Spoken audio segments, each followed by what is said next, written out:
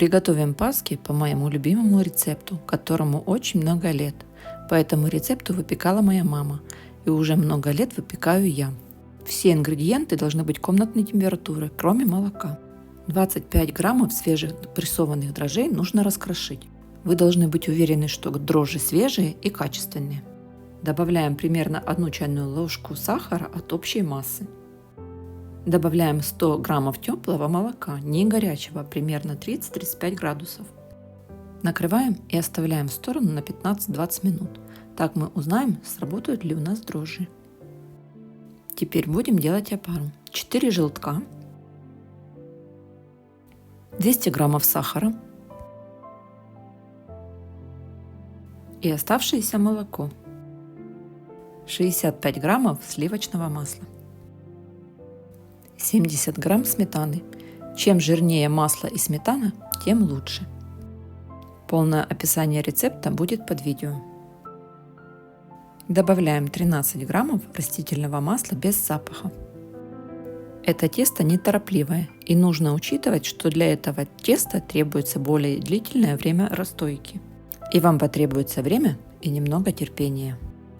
Добавляем ванильный сахар и 2 щепотки соли, примерно пол чайной ложки. Теперь добавим дрожжи, которые мы оставили в начале.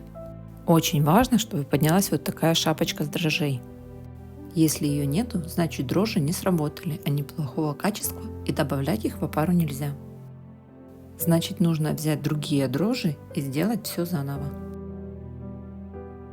Все хорошо перемешиваем. Накрываем и оставляем при комнатной температуре на 5-6 часов, можно на ночь. Еще раз повторю, ключевым моментом является активность дрожжей. Если на начальном этапе не пошла реакция, не следует их использовать. Прошла ночь, опара бродила и поднялась с шапочкой. Это нормально для этого теста. Теперь постепенно частями добавляем просеянную муку и будем вымешивать тесто. Вымешивать я буду руками, так как тестомеса у меня нету. Займет это по времени примерно 20 минут. Нам нужно 850 грамм муки. Плюс-минус 50 грамм, все зависит от муки. Тесто должно получиться мягкое, не забитое мукой и не липнуть к миске и рукам. Вот какое получилось оно у нас нежное и мягкое.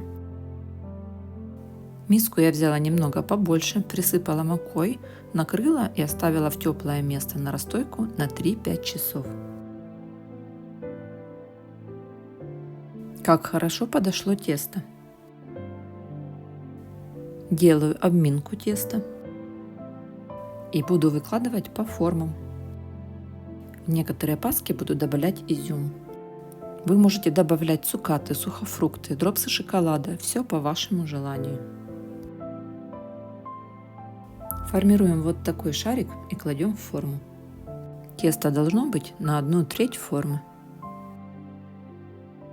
У меня формы разного диаметра, и количество теста класть буду по-разному. В описании под видео все пропишу.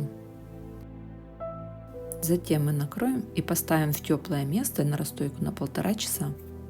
Время зависит от температуры в помещении. Тесто должно подойти более чем на 2/3 формы. Вот так. Тесто это неторопливое, поэтому, возможно, в ваших условиях понадобится больше или меньше времени для подъема теста. Смотрите по вашей ситуации, как поднимается тесто. В это время у вас уже должна хорошо быть прогретая духовка до 180 градусов. Если вы будете покрывать паску глазурью, смазывать яйцом не обязательно. Как говорит моя мама, з Божої ласки печемо великодні паски. Ставим паски в горячую духовку. Если у вас формы также разного диаметра, как и у меня, сначала ставим большие, потом маленькие.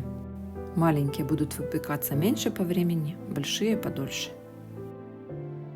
Я глазурью паски не смазываю, я посыпаю посыпкой. Горячую паску с духовки смазываю яйцом и сыплю сразу на нее посыпку. Если вы не уверены, готова ли паска, проверьте длинной деревянной шпажкой. До самого дна она должна выходить сухой, без кусочков теста. В этот раз положила немного мало теста, и она не подошла выше формы. Но для меня это не критично, так как я снимаю бумажную форму, потом украшаю красиво. Бажаю вам вдалої та смачної паски!